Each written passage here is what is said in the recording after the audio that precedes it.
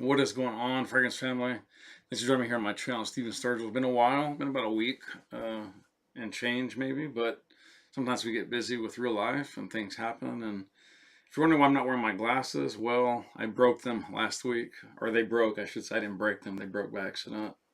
And I'm waiting on new frames to come in, so anyways, don't want to get into that, but it wasn't a stockable item, so special order, blah, blah, blah. Anyways, let's get into it. As I promised in my last video, I was going to be looking at something rather unique and unusual. This is the guy, and now, dun dun dun, turning it around, it is Cigalia by Roger et Gallet, or Roger and Gallet, if you are French, if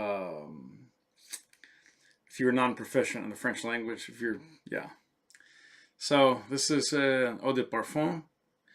It actually says parfumé, eau parfumée, Cigalia, Roger Gallet, Boutique, Paris.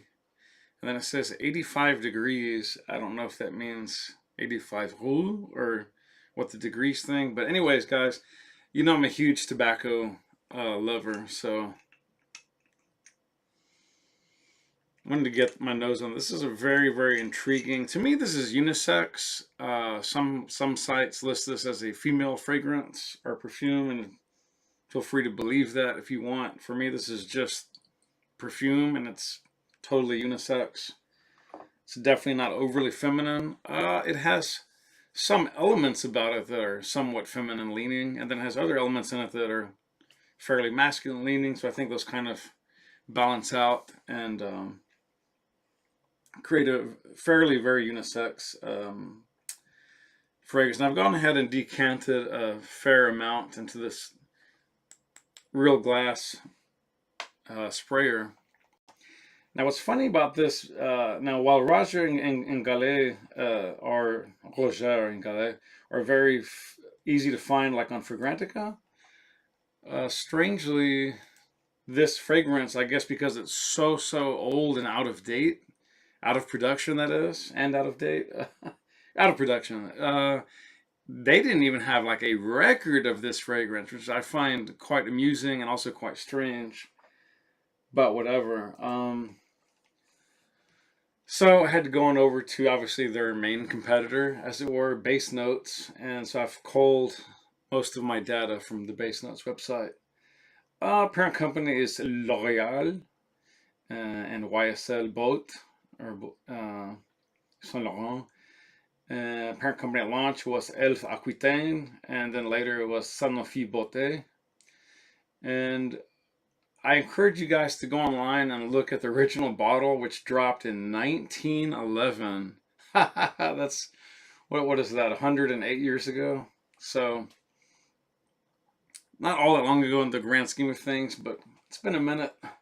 Anyways, as you well know, or may not know, most of you do know, I'm sure, Lalique's bottles are just unbelievably gorgeous works of art. Basically nearly unrivaled in the whole world of glass making and bottle making, especially for that era, and especially so for perfume bottles. They just don't come any more glamorous or artistic than those designs. Can't imagine what the cost would be today, but that's probably why no one's doing it, because it's just too much freaking trouble, too hard, and just a waste of money, all things considered. But man, bravo Lalique, unbelievable bottle design.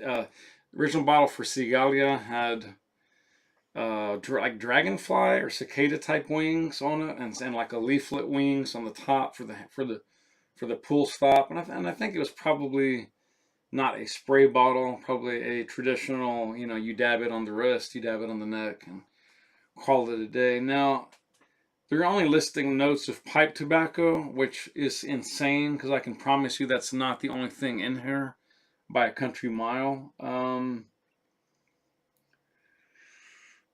debating whether I should read what some of these people have written or not. Yeah, why not?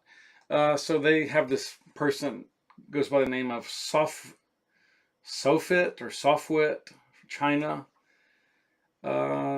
it says RG reissued the scent that's another Parfum in the 50s with different bottle packaging, probably different juice as well. Didn't have a chance I'm just going to kind of go quick through. Didn't have a chance to test the original scent, but this reissue version is very nice indeed. It smells like entering a warm room, but a little bit dusty, smoky, very vintage feel. I don't smoke pipe, so I can't say if it's like pipe leaves. So this is a light, comfortable scent. It creates a peace and cozy feel, sometimes more like a room scent than a cologne. Close to skin, not very long lasting, about 3 hours, as other reviewers have said, but considered just eau de parfum, not actually bad. And then Jack Twist from the US says, coming in 1910, 1911, this would seem to be the very first tobacco scent in the history of perfume, anticipating Caron's 1917 Tabac Blonde by 6 years, although the latter has the reputation. This is a warm pipe tobacco scent, as opposed to the slightly acrid cigarette tobacco scent of Tabac Blonde. One has the sense of opening humidor and inhaling the mellow, slightly cherry, slightly vanilla scent of fine tobacco. A shame this one is discontinued. It is quite a fine Chypre. Still available on eBay at affordable prices and worth seeking out. And then finally, R. Baker from the UK says something along the lines that the be-all, end-all of this fragrance is a beautiful and rich, fresh pipe tobacco note that is not dark, and that has a restrained sweetness that is never cloying.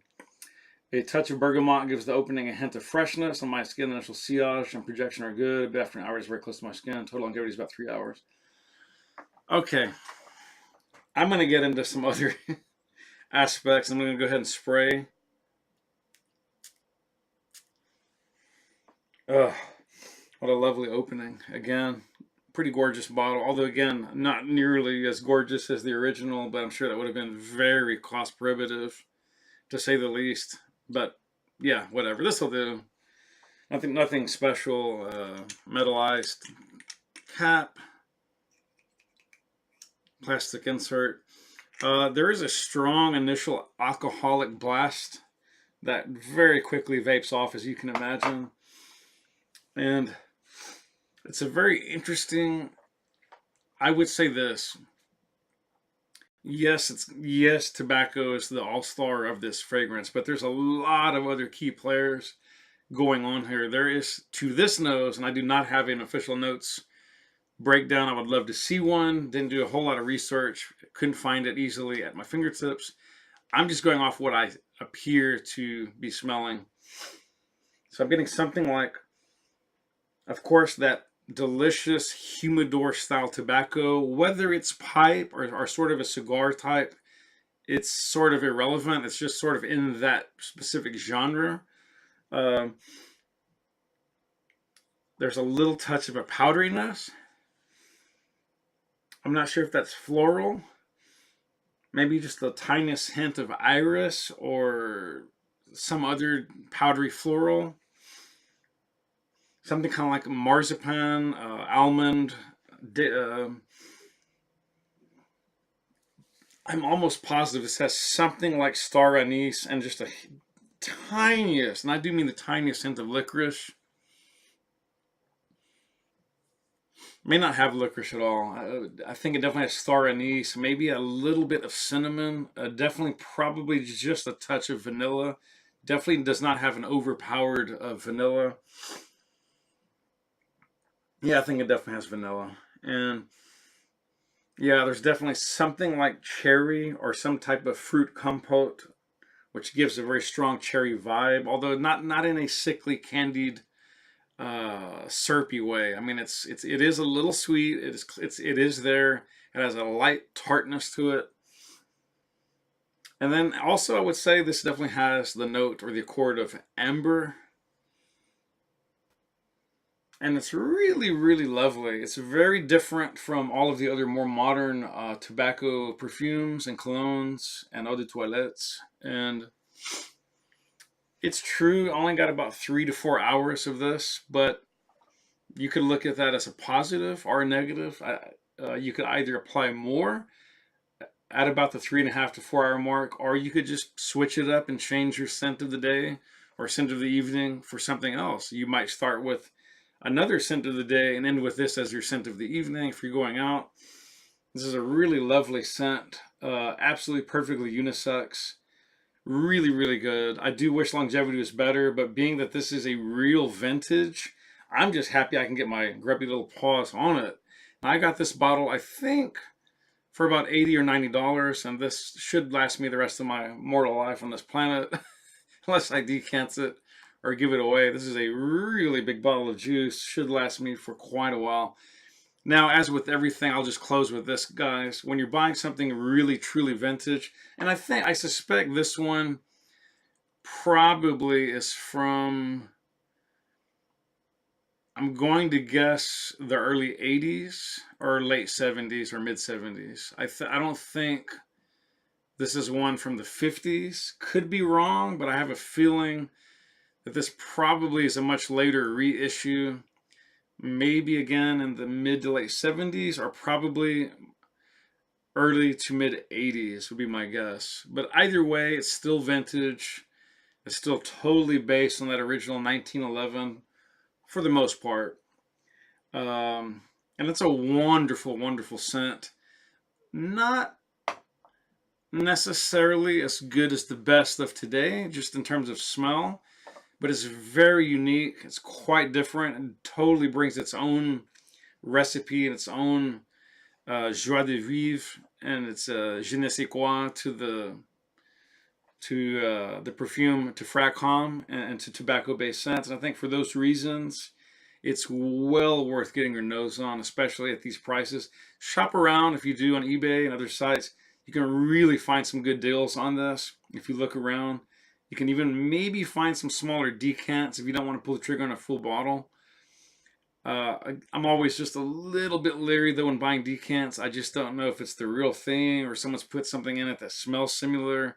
They're costing pennies on the dollar. If it came from a crappy bottle, you get. And again, I do buy decants. I'm not saying I don't. I just kind of always in the back of my mind, I'm a little bit leery that what if they give me the wrong juice or it's the same maker, similar name, but again, they send me the wrong product.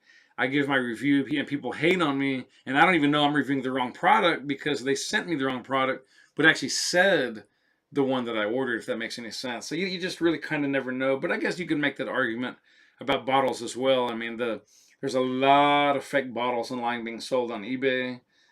Buyer beware. You may be getting some really, really high quality knockoff juice that looks real, smells real, but ain't. And for those reasons, I mean, the longevity may be crap. It may be better than the real thing. It may be the same as the real thing. It may have powerful synthetics in it that aren't healthy to be on your skin. You just never really know. But I'm kind of getting off tracks, off topic. But anyways, that's going to do it, guys. If you like, please subscribe.